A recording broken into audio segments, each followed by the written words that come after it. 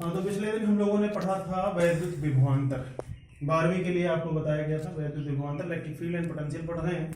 अभी हम लोग पढ़ेंगे सबसे पहले वैद्युत स्थितिज ऊर्जा। हमारा नेक्स्ट टॉपिक होगा वैद्युत स्थितिज ऊर्जा। वैसे तो हमने पिछले दिन कहा था आपको वैद्युत विभव पढ़ाएंगे, लेकिन पहले हम पढ़ लेते हैं वैद्युत स्थितिज ऊर्जा, फिर उसके बाद विभव पढ़ेंगे। तो वैद्युत स्थितिज ऊर्जा क्या है, पहले इसके बारे में पढ़ लेते हैं। वैद्युत स्थितिज ऊर्जा किसी भी आवेश को अनंत से वैद्युत क्षेत्र के भीतर तक लाने में किया गया कार्य और आवेश के मान का अनुपात। किसी भी आवेश को अनंत से वैद्युत क्षेत्र के भीतर तक लाने में किया गया कार्य, लाएं और निकाय की रचना करने में किया गया कार्य वैद्युत स्थितिज ऊर्जा कहलाता। मतलब जो भी कार्य होगा वही वैद्युत स्थितिज ऊर्जा होगी। किसी भी आवेश को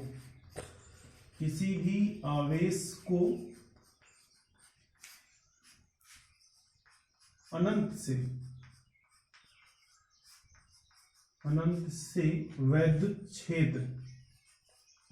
वैद्युत क्षेत्र के भीतर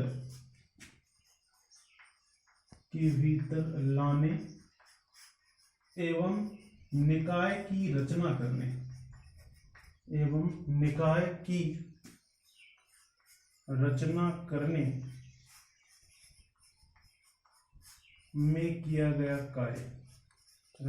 करने में किया गया कार्य, वैद्युत स्थितिज ऊर्जा कहलाता है। कार्य ही वैद्युत स्थितिज ऊर्जा कहलाता है। वैद्युत स्थितिज ऊर्जा कहलाता है। तुमने पढ़ लिया वैद्युत स्थितिज ऊर्जा क्या है। किसी भी धन परीक्षण आवेश को अनंत से वैद्युत क्षेत्र के भीतर तक लाने एवं निकाय की रचना करने में जो भी कार्य करेंगे वही कार्य वैद्युत स्थितिज ऊर्जा कहलाता है। हमें पढ़ना है वैद्युत स्थितिज ऊर्जा के लिए व्यंजक। वैद्युत स्थितिज ऊर्जा के लिए व्यंजक। स्थितिज ऊर्जा के लिए व्यंजक, ये डेरिवेशन है, पूछा भी जाता है आपसे वैद्युत स्थितिज ऊर्जा से आप क्या समझते हैं, इसके लिए व्यंजक प्राप्त करिए। तो एक डेरिवेशन हमको पढ़ना है वैद्युत स्थितिज ऊर्जा के लिए व्यंजक क्या होगा, इसका फार्मूला डेरिवेट करना है। इसके लिए मान लेते हैं, माना कि किसी भी आवेश को वैद्युत क्षेत्र के भीतर एक बिंदु A है और एक बिंदु B है। आवेश को बिंदु A पर हम रखे हैं और A से B पर ले जाते हैं और फिर B से लेकर के किसी भी चार्ज को हम इन्फिनिटिव से उठा करके ले आते हैं, अनंत से वैद्युत क्षेत्र के भीतर तक लाने में किया गया कार्य, हमें वैद्युत क्षेत्र किया गया कार्य ही वैद्युत स्थितिज ऊर्जा के रूप में पढ़ना है। हमने मान लिया A से B तक की दूरी स्मॉल r है, एक सूक्ष्म डिस्प्लेसमेंट देते हैं, इसको हटाकर C पर ले जाते हैं, ये दूरी dr मान लेते हैं। तो हमने मान लिया, माना कि एक बिंदु A है जिस पर कोई भी चार्ज है जिसको हमने प्लस Q माना है, और एक बिंदु B है जिस पर हमने चार्ज माना था Q0। यदि Q0 कूलाम के आवेश को हम अनंत सूक्ष्म डिस्प्लेसमेंट dr चलाना चाहते हैं, जब हम B से C तक चलाएंगे तो हम जानते हैं इन दोनों आवेशों के बीच में बल लगेगा। इसी बल के विरुद्ध उस आवेश को हमको चलाना पड़ेगा, और अगर हम चलाते हैं तो हमको कार्य करना पड़ेगा, और वही कार्य ही क्या कहलाएगा, वैद्युत स्थितिज ऊर्जा। तो हमने मान लिया, माना कि एक बिंदु A है जिस पर प्लस Q कूलाम का आवेश है, वहां से स्मॉल r दूरी पर एक बिंदु B है जिस पर Q0 कूलाम का आवेश है, और इसी Q0 कूलाम के आवेश को हम बिंदु B से C तक ले जाते हैं और एक सूक्ष्म डिस्प्लेसमेंट dr देते हैं, जिसके कारण ले जाने में हमको कार्य करना पड़ता है वैद्युत बल के विरुद्ध। तो हमें चाहिए स्थितिज ऊर्जा, तो तब तक नहीं मालूम होगा जब तक बल नहीं मालूम होगा। तो हम लिखेंगे बिंदु A और B पर स्थित आवेशों के बीच में कूलामीय बल, इन दोनों के बीच में कूलामीय बल मालूम कर लेंगे। तो कूलामीय बल होगा F = 1/4πε0 K Q Q0 and divide by r का स्क्वायर। ये पढ़ा आपने। जब हम आवेश को A और B पर स्थिर रखते हैं तो उनके बीच में बल लगेगा F = 1/4πε0 K Q Q0 divide by r square. अब हम आवेश को B से C तक अनंत सूक्ष्म डिस्प्लेसमेंट dr विस्थापित करते हैं। जब आवेश को अनंत सूक्ष्म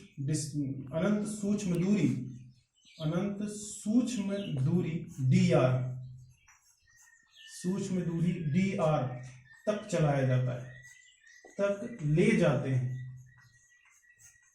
तो किया गया कार्य, तो वैद्युत बल के विरुद्ध किया गया कार्य, वैद्युत बल के विरुद्ध किया गया कार्य। तो इसके विरुद्ध हमको कुछ कार्य करना पड़ेगा।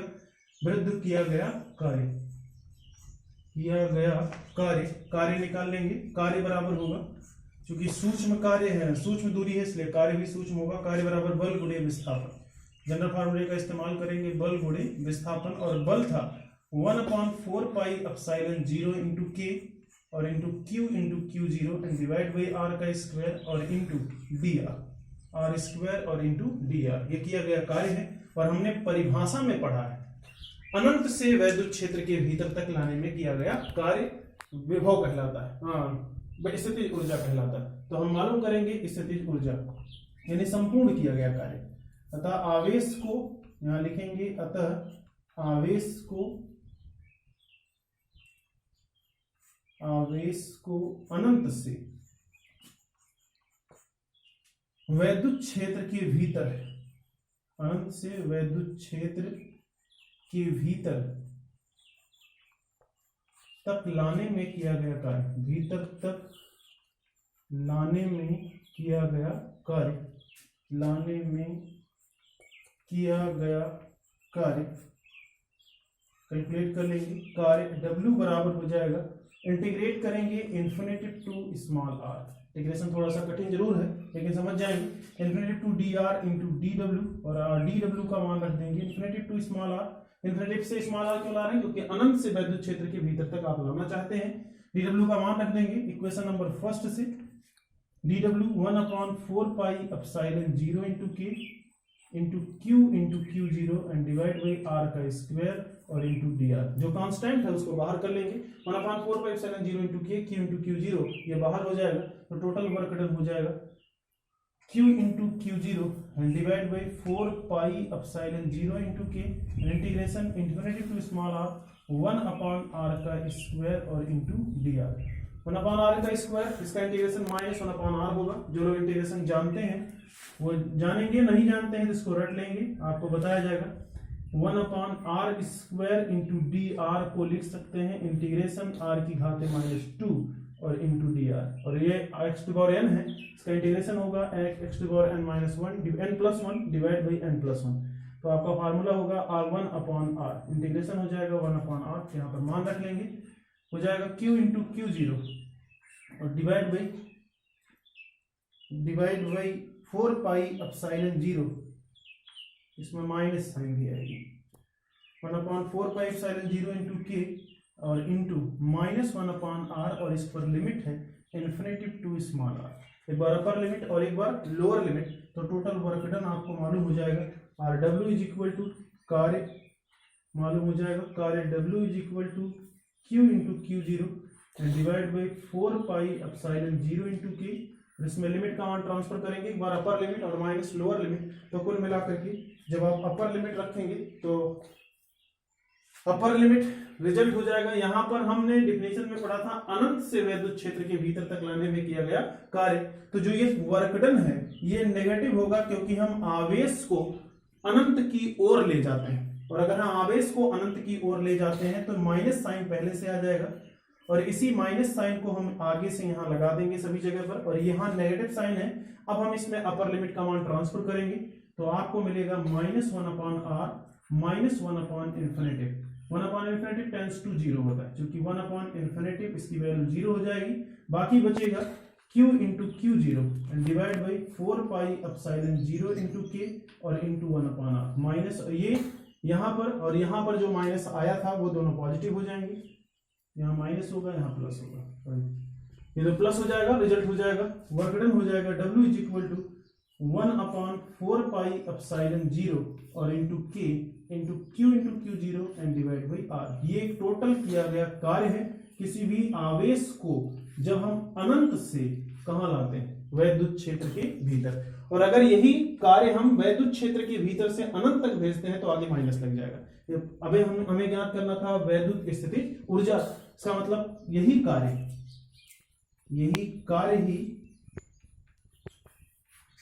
ही वैद्युत स्थितिज ऊर्जा कहलाती है। कार्य ही क्या कहलाएगी? वैद्युत स्थितिज ऊर्जा, वैद्युत स्थितिज ऊर्जा कहलाती है। इसको U से लिखा जाता है, कैपिटल अक्षर U से लिखते हैं। वैद्युत स्थिति ऊर्जा U कहलाती है। तो वैद्युत स्थिति ऊर्जा U इज इक्वल टू आपको मिल जाएगा 1/4πε0 और into K into Q into Q0 and divide by R। तो वैद्युत स्थिति ऊर्जा आपने पढ़ लिया।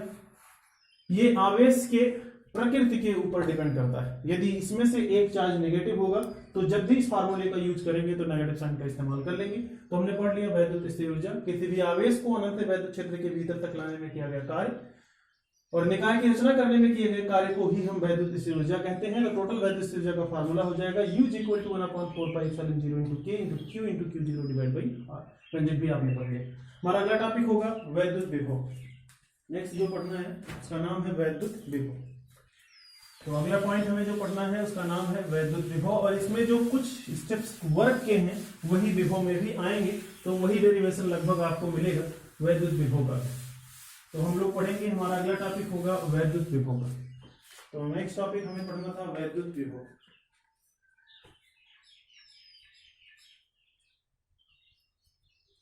हम लोग पढ़ेंगे वैद्युत विभव के बारे में। वैद्युत विभव क्या है ये? डिफिनेशन में हमने विभवांतर पढ़ा था। विभवांतर में आवेश को एक बिंदु से दूसरे बिंदु तक ले जाने में किया गया कार्य और विभव का कार्य और आवेश का अनुपात वैद्युत विभवांतर कहलाता है। यहाँ पर डिफिनेशन में केवल एक परिवर्तन होगा, आवेश को अनंत से वैद्युत क्षेत्र के भीतर तक लाने में किया गया कार्य होगा। आवेश को अनंत से वैद्युत क्षेत्र के भीतर, वैद्युत क्षेत्र के भीतर, अरे लिखते रहिए, फालतू बैठे हो, थोड़ा बहुत लिख भी लिया करिए। वैद्युत क्षेत्र के भीतर तक लाने में किया गया कार्य, भीतर तक लाने में किया गया कार्य एवं आवेश का अनुपात, कार्य एवं आवेश का अनुपात वैद्युत विभव कहलाता है। वैद्युत विभव कहलाता है। लाने में किया गया कार्य वैद्युत विभव कहलाता है।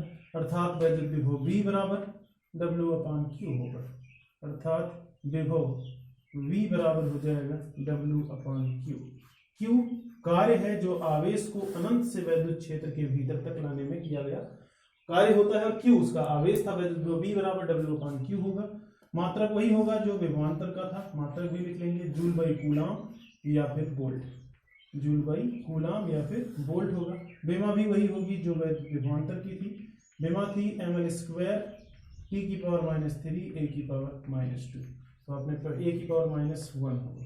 तो आपने पढ़ लिया वैद्युत विभवांतर भी आपको मालूम होंगे। वैद्युत विभव और वैद्युत विभवांतर के बाद हमें जानना है वैद्युत विभवांतर क्या आवेश के ऊपर डिपेंड करता है। यदि आवेश यहां रख दिया जाए एक स्थान पर तो उसके कारण किसी स्थान पर वैद्युत विभव निकाला जा सकता है।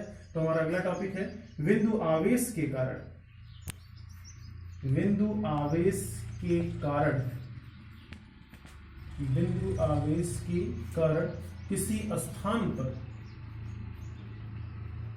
किसी स्थान पर वैद्युत विभव का व्यंजक, किसी स्थान पर वैद्युत विभव का व्यंजक, किसी भी स्थान पर वैद्युत विभव का व्यंजक, बिंदु आवेश के कारण किसी स्थान पर वैद्युत विभव का व्यंजक। इसके लिए मान लेते हैं, माना कि एक कोई स्थान है जिस पर O है, जिस पर +Q कूलाम का आवेश स्थित है। यहां से r दूरी पर एक बिंदु P है, यहां से r दूरी पर एक बिंदु P है जिस पर हमें वैद्युत क्षेत्र, वैद्युत विभव का व्यंजक प्राप्त करना है। P से लेकर अनंत तक की दूरियों को अनेक अल्पांशों में बांट लेते हैं। हमने मान लिया है कि हम आवेश को P से उठाकर A तक ले जाते हैं और एक अनंत सूक्ष्म दूरी dr तक विस्थापित करते हैं। और हमने मान लिया यहाँ पर Q0 कूलाम का आवेश है जिसको उठाकर हम एक समय में बिंदु A तक ले जाते हैं। तो वैद्युत विभव भी हमको पढ़ना है, सेम वही टॉपिक है, वही डेरिवेशन है जो आप वैद्युत स्थिति ऊर्जा में पढ़े हैं। हमें कार्य चाहिए जब हम आवेश को P से A तक ले जाते हैं। तो अभी हमने पढ़ा था संपूर्ण पिछले टॉपिक में वैद्युत स्थिति ऊर्जा पढ़ाते समय आपको बताया गया था आवेश को P से A तक अनंत सूक्ष्म डिस्प्लेसमेंट डी आर तक ले जाने में किया गया कार्य निकाल लेंगे। सेम उसी तरह जैसे पिछले लिखा गया वैसे लिख लेंगे। कार्य D W is equal to बल हम जानते हैं 1/4 पाई एप्सिलॉन 0 इंटू के होगा, Q into Q0 and divide by R का स्क्वायर और इंटू डी आर, यही कार्य होगा। कार्य के बाद हमें चाहिए संपूर्ण किया गया कार्य, क्योंकि विभव में हमको मालूम था आवेश को अनंत से वैद्युत क्षेत्र के भीतर तक लाने में किया गया कार्य। तो ये कार्य नेगेटिव भी होगा क्योंकि हम आवेश को P से A तक अनंत की ओर ले जा रहे हैं, जबकि हमको अनंत से वापस लाना है। अतः आवेश को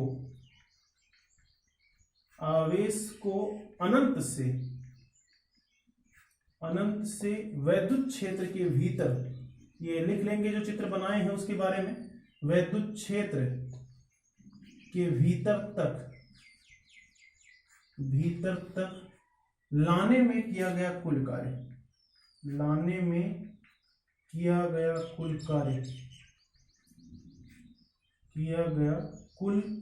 जब तक कार्य नहीं मालूम होगा विभव नहीं निकलेगा। कुल किया गया कार्य इंटीग्रेट कर लेंगे, W बराबर integration infinity to small r और इंटू dw, वर्क डन को इंटीग्रेट कर देंगे। यहाँ माइनस साइन इस्तेमाल कर लेंगे, यहाँ पर यहाँ माइनस नहीं लगाएंगे, मान रख लेंगे तो आपको मिलेगा, ये माइनस पहले लिख लेते हैं, minus integration infinity to small r into 1/4 pi epsilon 0 into K into Q into Q0 and divide by R का स्क्वायर इंटू डी आर। इसमें जो कांस्टेंट है उसको बाहर कर लेते हैं तो आपको मिलेगा W बराबर minus 1/4 pi epsilon 0 into K into Q into Q0 और यहाँ बचेगा infinitive to small r 1/r का स्क्वायर और इंटू डी आर। अभी थोड़ी देर पहले आपको बताया गया था इंटीग्रेशन 1/r का square into D R is equal to होता है -1/r, इसकी वैल्यू होगी -1/r। मान यहाँ पर रख लेंगे तो आपको मिलेगा minus Q into Q0 and divide by 4 pi epsilon 0 into K, और इसका इंटीग्रेशन होगा -1/r और इसमें लिमिट कर देंगे इन्फिनिटी टू स्मॉल r, एक बार अपर लिमिट और एक बार लोअर लिमिट, तो minus Q into Q0 and divide by 4 pi epsilon 0 into K और इंटू -1/r प्लस 1/∞ की वैल्यू 0 होगी, अभी आप पढ़े हैं। तो टोटल वर्क डन हो जाएगा, कुल किया गया कार्य W बराबर नेगेटिव हट जाएगा 1/4 pi epsilon 0 into K into Q into Q0 divide by R। ये इतना डेरिवेशन आप पिछले में भी पढ़े हैं। ये टोटल किया गया कार्य है और इसी कार्य को वैद्युत ऊर्जा कहेंगे, लेकिन हमें ज्ञात करना है वैद्युत विभव। हमने माना कि बिंदु P पर विभव B है, माना कि बिंदु P पर वैद्युत विभव या विभव V, तो परिभाषा से B बराबर क्या होगा, परिभाषा से V is equal to W/Q। जो आवेश आप बिंदु P पर रखें उसी से भाग करेंगे, तो आवेश बिंदु P पर Q0 है तो Q0 से भाग कर देंगे, तो B बराबर हो जाएगा W/Q। W का मान समीकरण 2 से रख देंगे, समीकरण 2 से W की वैल्यू है 1/4 pi epsilon 0 into K into Q into Q0 and divide by small r and divide by Q0 से Q0 कट जाएगा, रिजल्ट मिलेगा V is equal to 1/4 pi epsilon 0 into K और into Q divide by R। तो आपने पढ़ लिया, अगर कोई भी आवेश कहीं रखा है तो उसके समीप किसी भी स्थान पर वैद्युत विभव का व्यंजक या वैद्युत विभव की गणना की जा सकती है। वैद्युत विभव का फार्मूला होगा V is equal to 1/4 pi epsilon 0 into Q divide by R। इस फार्मूले से एक और बातें स्पष्ट होती हैं, B प्रोपोर्शनल टू 1/R, माने विभव जो है वो दूरी पर डिपेंड करता है और दूरी के बढ़ने के साथ साथ घटता जाता है, अर्थात B प्रोपोर्शनल टू 1/R होगा, जबकि तीव्रता का मान दूरी के वर्ग के व्युत्क्रमानुपाती होता है। तो आपने पढ़ लिया वैद्युत विभव भी और वैद्युत विभव का व्यंजक भी। नेक्स्ट टॉपिक हमें पढ़ना है इस पर आधारित क्वेश्चंस, माने हम लोग इस पर आधारित एक आध क्वेश्चन भी पढ़ लेते हैं। वैद्युत स्थिति ऊर्जा और वैद्युत विभव पर आधारित क्वेश्चन भी जानते रहे, किस तरह के प्रश्न आपसे पूछे जा सकते हैं या किताबों में किस तरह के प्रश्न आपको मिलेंगे। अब इस पर बहुत से क्वेश्चन बन सकते हैं, सीधा सीधा प्रश्न भी हो सकता है, किसी भी आवेश के कारण किसी स्थान पर विभव की गणना करिए, तो आप सीधे फार्मूले रख करके डिफरेंशिएट कर लेंगे, क्वेश्चन में रख के सॉल्व कर लेंगे। इसी पर एग्जांपल, आपके पास एक आवेश है, माना कि किसी स्थान पर, क्वेश्चन बन जाता है किसी स्थान पर 5 कूलाम के आवेश से, कूलाम के आवेश से 10 या 1 मीटर की दूरी पर स्थित बिंदु पर विभव ज्ञात कीजिए। स्थित बिंदु पर विभव ज्ञात कीजिए। क्वेश्चन बन गया इस पर। तो हम लोग सीधे फार्मूला जानते हैं, v is equal to 1/4 epsilon 0 into K और into Q divide by R. किसी भी आवेश के कारण किसी स्थान पर वैद्युत विभव का व्यंजक होता है v is equal to 1/4 epsilon 0 into Q divide by R. मान रख लेंगे 1/4 एप्सिलॉन 0 इंटू के, इसकी वैल्यू थी 9 गुणे 10 की घाते 9 और इंटू चार्ज, यहाँ पर चार्ज था 5 कूलम, 5 रख लेंगे, एंड डिवाइड बाई डिस्टेंस था 1 मीटर, डिस्टेंस था 1 मीटर, सीधे 1 रख लेंगे, सरल कर लेंगे 45 गुणे 10 की घाते 9, सिंप्लीफाई करेंगे तो आपको मिलेगा 4.5 इंटू 10 की पावर 10 वोल्ट। तो आपने विभव का मान ज्ञात कर लिया, उस स्थान पर विभव। ये सीधा सीधा प्रश्न है जिसको आप इस तरह से सॉल्व कर सकते हैं। इसी तरह से और भी क्वेश्चन इस पर बन सकते हैं। अब जैसे आपके पास तमाम इस तरह के टॉपिक बन जाते हैं। हमने मान लिया एक हमारे पास स्क्वायर है, इसकी प्रत्येक भुजा a मीटर लंबी है, जितना भी स्क्वायर था इसकी प्रत्येक भुजा a मीटर लंबी है। इसके प्रत्येक कोने पर प्लस क्यू कूलाम के आवेश जैसा चित्र में दिखाया गया है। कुछ कोनों पर प्लस क्यू और कुछ कोनों पर माइनस क्यू कूलाम के आवेश जैसा चित्र में दिखाया गया। आपसे पूछा गया स्क्वायर के सेंटर पर, इसका सेंटर हमने मान लिया O है, सेंटर पर वैद्युत विभव की गणना करिए। आपसे पूछा गया बिंदु O पर संलग्न चित्र में बिंदु O पर विभव की गणना करिए। बिंदु O पर विभव ज्ञात कीजिए। आपका क्वेश्चन बन जाता है इस तरह से। अगर फिगर है तो कैसे लगाएंगे, जैसे विभव वैसे तीव्रता भी लिख सकते हैं। बिंदु O पर विभव ज्ञात करेंगे, उसके लिए आपको किसी एक विकर्ण की लंबाई मालूम करनी होगी। हमने मान लिया कि ये एक त्रिभुज है जिसका नाम है ABC। इसी त्रिभुज में विकर्ण AB का मान मालूम करेंगे। फिर सलूशन में विकर्ण AB का मान लिखेंगे पाइथागोरस प्रमेय से। विकर्ण AB is equal to √a का स्क्वायर प्लस a का स्क्वायर। सॉल्व कर लेंगे, a स्क्वायर प्लस a का स्क्वायर बराबर होगा √2a का स्क्वायर या बराबर होगा a√2। तो विकर्ण AB आपको मालूम हो गया। आधी दूरी निकाल लेंगे, यानी शीर्ष कोने से केंद्र तक की दूरी निकाल लेंगे। जितना OA होगा उतना ही OB होगा, उतना ही OC होगा और उतना ही OD भी होगा। OC और OD इन सभी का मान विकर्ण के आधे के बराबर होगा। a√2 and divide by 2 simplify करेंगे तो आपको मिलेगा a/√2। तो आपने दूरी मालूम कर ली, प्रत्येक कोने से दूरी एक समान है, तो प्रत्येक आवेश के कारण वहां पर विभव भी निकाल सकते हैं। A के कारण आप लिखेंगे सबसे पहले बिंदु A के कारण, बिंदु A के कारण O पर विभव। आवेश है तो विभव लगाएगा। A के कारण O पर विभव BA बराबर फार्मूले में रख लेंगे 1/4 एप्सिलॉन 0 और इंटू Q। चार्ज A पर Q था, डिस्टेंस था AO और AO की दूरी थी a/√2। और इसको जब हम सरल करेंगे तो हमको मिलेगा 1/4 एप्सिलॉन 0 और into √2 into Q divide by A। तो विभव आपने निकाल लिया, A के कारण विभव हो जाएगा। इसी तरह से B और C इन सभी के कारण, B के कारण भी विभव वही होगा जो आप इसके पहले लिखें, क्योंकि चार्ज और डिस्टेंस बराबर होगा। B के कारण विभव हो जाएगा 1/4 एप्सिलॉन 0 और into √2 into Q and divide by A। फिर हम निकालेंगे C के कारण। C के कारण विभव जब निकालेंगे तो C के कारण विभव, C पर आवेश माइनस है तो विभव नेगेटिव हो जाता है। नेगेटिव आवेश के कारण रिजल्ट वही रहेगा लेकिन नेगेटिव साइन हो जाएगा √2 into Q and divide by A। इसी प्रकार D के कारण भी निकालेंगे तो उस पर भी नेगेटिव चार्ज था, नेगेटिव हो जाएगा 4 एप्सिलॉन 0 इंटू √2 और into Q and divide by A। तो हमने चारों के कारण बिंदु O पर निकाल लिया है, तो हम बिंदु O पर संपूर्ण विभव भी निकाल सकते हैं। अतः बिंदु O पर वैद्युत विभव, संपूर्ण वैद्युत विभव एक अदिश राशि है इसलिए जुड़ जाएगी। वैद्युत विभव B बराबर हो जाएगा BA plus BB plus BC और प्लस BD। इन सब का मान रख लेंगे। सभी वैल्यू एक समान है लेकिन पॉजिटिव नेगेटिव है, सब कट जाएगा, रिजल्ट हो जाएगा 0। 1/4 epsilon 0 into Q, √2 into Q into A, ये सब में है और ये कॉमन हो जाएगा तो आपके पास स्टेप बचेगा 1 -1 +1 और -1, ये सब कट जाएगा और रिजल्ट हो जाएगा 0। इस प्रकार से आपने कैलकुलेट कर लिया है। बिंदु O पर विभव का मान 0 होगा। इसी तरह से तीव्रता भी अगर आपसे पूछी जाती है तो तीव्रता आपस में जुड़ जाएगी। हमारा अगला टॉपिक होगा वैद्युत द्विध्रुव। नेक्स्ट जो हमको पढ़ना है वो वैद्युत द्विध्रुव। इसी तरह से अगर हम तीव्रता भी निकालें तो तीव्रता एक सदिश राशि है, इसमें जो सेम साइड में है वो जुड़ जाएंगे। तो हमारा अगला टॉपिक है वैद्युत द्विध्रुव। नेक्स्ट जो पढ़ना है उसका नाम है वैद्युत द्विध्रुव। वैद्युत द्विध्रुव इलेक्ट्रिक डाइपोल, उसके बारे में भी हमको जानना था। तो वैद्युत द्विध्रुव क्या है इसके बारे में पढ़ेंगे।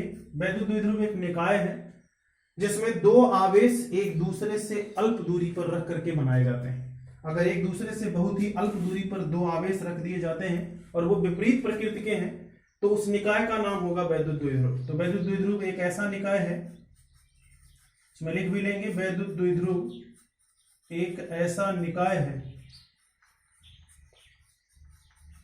एक ऐसा निकाय है जिसमें विपरीत प्रकृति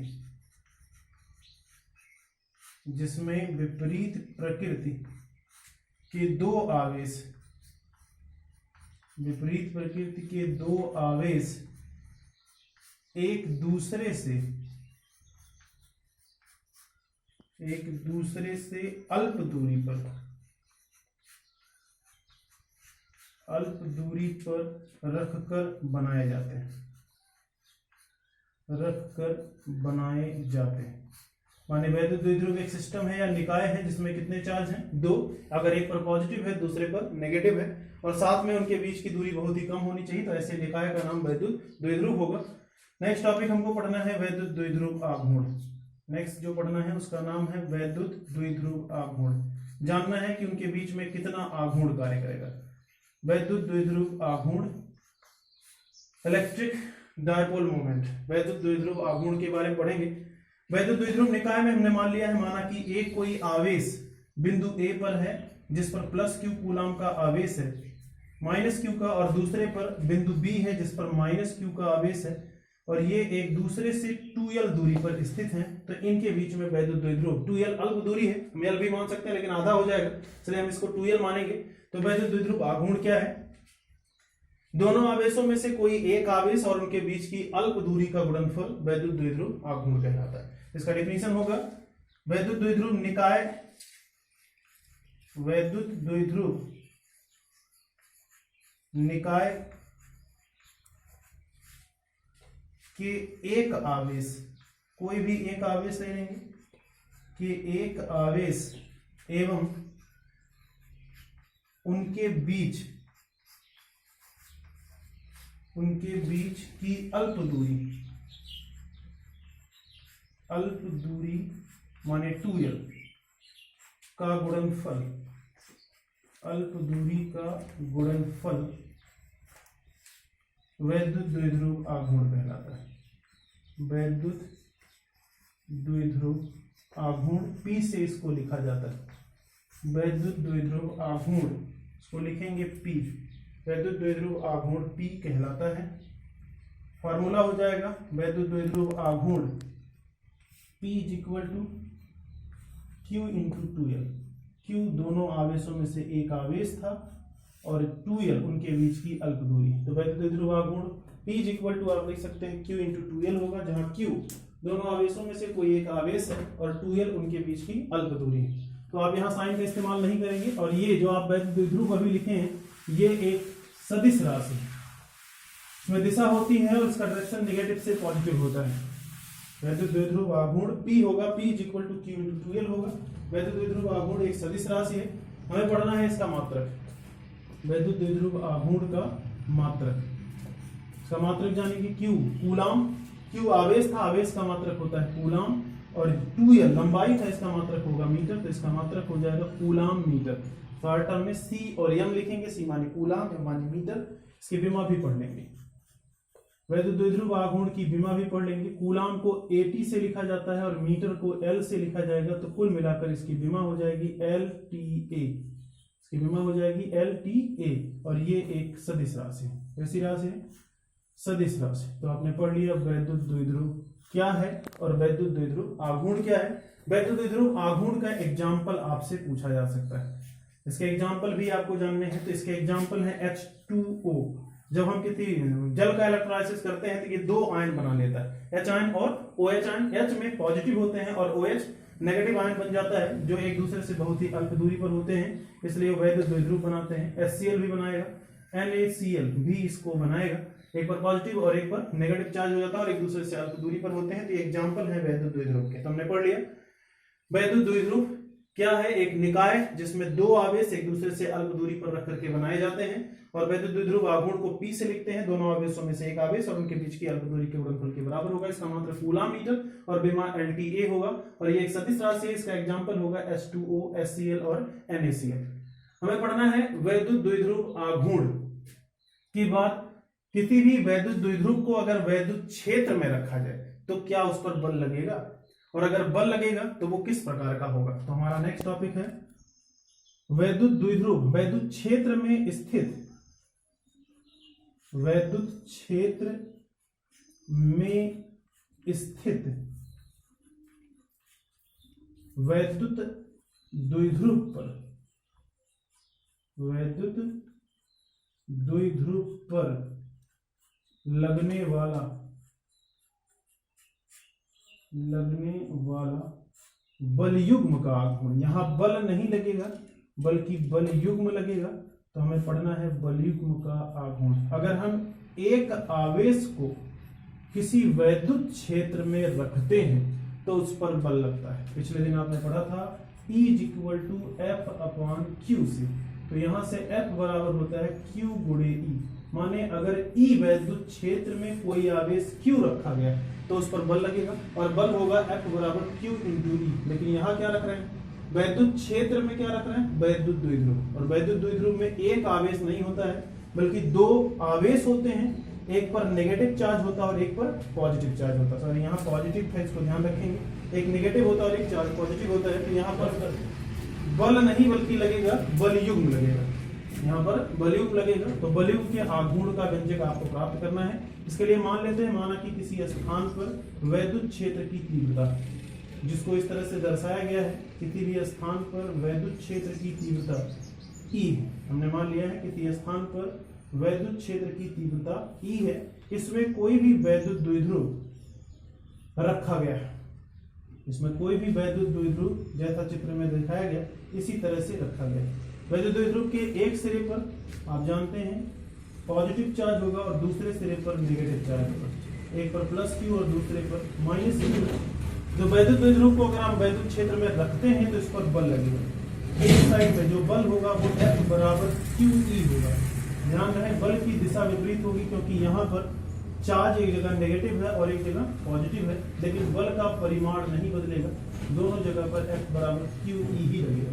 तो ये दोनों बल एक ही क्रिया रेखा पर कार्य करते हैं, इसलिए ये बल नहीं बल्कि क्या बना लेंगे, बलयुग्म। तो हमें पढ़ना है वैद्युत क्षेत्र में स्थित वैद्युत द्विध्रुव पर लगने वाले बलयुग्म के आघूर्ण का व्यंजक। इसके लिए मान लेंगे, माना कि यथा चित्र में दिखाया गया, इसको लिख भी लेंगे। माना कि किसी स्थान पर प्रबल वैद्युत क्षेत्र E है, जिसमें कोई वैद्युत द्विध्रुव AB स्थित है। इसके एक सिरे पर -Q और दूसरे सिरे पर +Q कूलम का चार्ज है। इन आवेशों के बीच की दूरी 2L है। आप जानते हैं, पहले भी मान चुके हैं, आवेशों के बीच की दूरी 2L है। इसके एक सिरे पर स्थित आवेश पर कार्य करने वाला बल F बराबर QE होगा, और दूसरे सिरे पर भी उतना ही बल कार्य करेगा, परंतु पहले के विपरीत दिशा में कार्य करेगा। F बराबर Q × E होगा, और ये दोनों बल मिलाकर के बलयुग्म का बना लेंगे। तो वैद्युत द्विध्रुव पर स्थित यानी वैद्युत द्विध्रुव पर कार्य करने वाला बलयुग्म का आघूर्ण हम लोग निकाल सकते हैं। बलयुग्म का आघूर्ण, बलयुग्म के आघूर्ण का फार्मूला होगा टाउ बराबर दोनों बलों में से एक बल और उनके बीच की लांबिक दूरी का गुणनफल बलयुग्म का आघूर्ण कहलाता है। तो बल तो F होगा और उनके बीच की लांबिक दूरी, इसके लिए दूसरा फिगर बना लेते हैं और इन्हीं के बीच की लांबिक दूरी के बारे में पढ़ लेते हैं। जो भी इनके बीच की लांबिक दूरी होगी उसी दूरी के गुणनफल के बराबर होगा। तो हमने मान लिया है उसकी लांबिक दूरी AB, मान लिया है उसके बीच की लांबिक दूरी AB है। तो उसी वैद्युत द्विध्रुव के बारे में पढ़ते हैं। पहले वैद्युत द्विध्रुव इस तरह से था, और इसी वैद्युत द्विध्रुव के दोनों सिरों के बीच की लंबवत दूरी के बारे में पढ़ना है। यहां से इससे परपेंडिकुलर ड्रा कर देंगे। मान लेते हैं वैद्युत द्विध्रुव थीटा कोण पर रखा गया। हम जानते हैं कि जब इस पर वॉल्यूम लगेगा तो ये घूम करके क्षेत्र की दिशा के समांतर हो जाएगा। तो अगर ये क्षेत्र की दिशा के समांतर हो जाता है तो कुछ ना कुछ कोण घूमेगा। अगर वो पहले थीटा पर था तो घूम करके वो चुंबकीय क्षेत्र वैद्युत क्षेत्र में थीटा कोण घूम जाता है, तो इसकी लंबित दूरी ए बी का मान निकाल लेंगे समकोण त्रिभुज में पाइथागोरस प्रमेय से।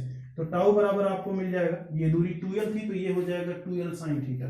sin थीटा अगर लगाएंगे तो आपको मिल जाएगा 2l sin थीटा, तो बराबर हो जाएगा f गुणे 2l sin थीटा, f गुणे 2l sin थीटा। इसी समकोण त्रिभुज में ध्यान से देखिए समझ जाएंगे, ये दूरी 2l थी और ये लंब है तो हो जाएगा 2l sin थीटा।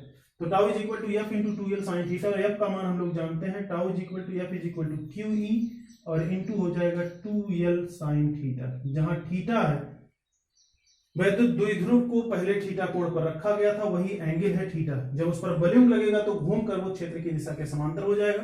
फिर हम इसको थोड़ा और सिंप्लीफाई कर लेंगे, टाउ बराबर हो जाएगा q इंटू 2l, इसको इकट्ठा कर लेते हैं, q इंटू 2l और इंटू इसको लिखेंगे e sin थीटा, इसको लिखेंगे e sin थीटा। पिछले टॉपिक में हमने पढ़ा था q इंटू 2l बराबर p होता है, q इंटू 2l वैद्युत द्विध्रुव आघूर्ण p बराबर होता है q इंटू 2l, तो इसको आप t से टाउ इज इक्वल टू लिख सकते हैं p और गुणे e sin थीटा। तो ये एक डेरिवेशन है।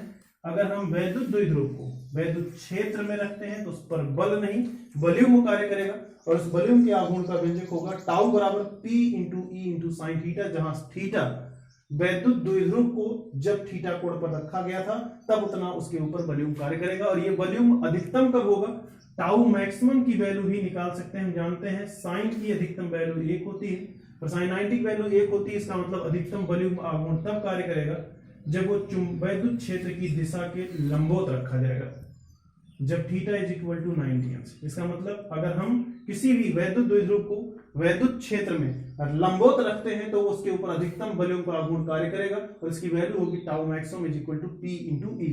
अब हम बात कर लेते हैं कि अगर हम वैद्युत द्विध्रुव रखते हैं तो वहां पर वॉल्यूम कार्य करता है, और अगर हम आवेश रखते हैं तो केवल बल कार्य करेगा, F बराबर Q इंटू ई। तो हमने पढ़ लिया वैद्युत क्षेत्र में स्थित वैद्युत द्विध्रुव पर लगने वाली वॉल्यूम का आघूर्ण। अगर हम किसी भी वैद्युत द्विध्रुव को वैद्युत क्षेत्र में रखते हैं तो उस पर वॉल्यूम लगेगा और उसका व्यंजक होगा टाउ बराबर P into E into sine theta. अगला टॉपिक हमें पढ़ना है, अगर हम किसी भी वैद्युत द्विध्रुव को वैद्युत क्षेत्र में घुमाते हैं तो हमें कार्य भी करना पड़ेगा। तो वो कार्य कैलकुलेट करेंगे, इसके लिए हम अगले दिन पढ़ेंगे। तो हमारा अगला टॉपिक होगा, जो लोग चैनल को सब्सक्राइब नहीं किए हैं उसको सब्सक्राइब भी कर लें और बेल आइकन भी दबा दें ताकि नया वीडियो जैसे ही अपलोड हो उनको मिल जाए। धन्यवाद।